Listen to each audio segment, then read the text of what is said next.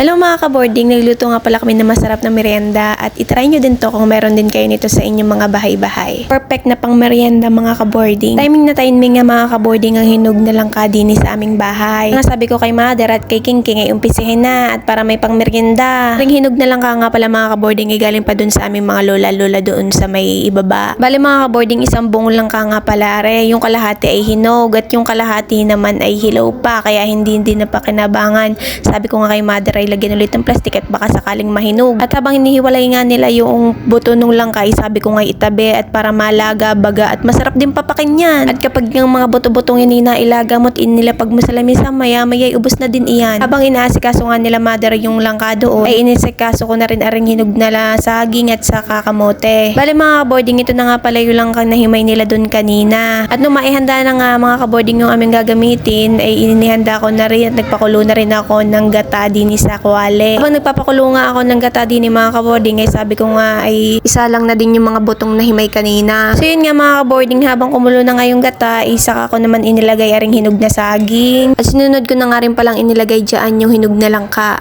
At syempre mga kaboarding, yan ang magbibigay lasa at sekreto ng masarap na merienda ngayon. So yun nga mga kaboarding, hindi talaga yan yung prepared kong lutuin. Total naman may hinog na lang ka. Ala, sige na nga, yan na nga ang aking lutuin. So yun nga mga kaboarding, habang hinihintay namin yung kumulo, ito namang mga botoga nung langka, diga kanina, ay pinahiwalay ko, ay nilaga ko na rin dun sa may labas. Ngayon ay luto na, so titikman natin. Pero talagang kapag may hinog na langka dati ng mga bata kami, talagang yan talagang ginagawa namin, nilalaga talaga namin niya ang buto at masarap kaya. So yun nga mga kaboarding, habang kumulo na nga aring aking niluluto, nilagay ko na nga rin pala dyan yung sago ko kaninang inilaga dun sa labas na muntika nang maubos ang panggatong ni mother. Sa tagal maluto na rin yung sagong are. Ewan ko baga kung ano baga meron dyan sa sagong iyan at talaga napakatagal talagang maluto, mga isang oras yata yan. So yun nga mga kaboarding, at tingnan nyo naman ang niluluto ko kung gaano ng itsura. Feeling ko talaga masarap to. Tiwala lang mga kaboarding. So yun na nga mga kaboarding, at huli ko nang inilagay rin kamote at sabi nga ni mother ay ihuli ko na nga daw ilagay kasi nga madali ring maluto.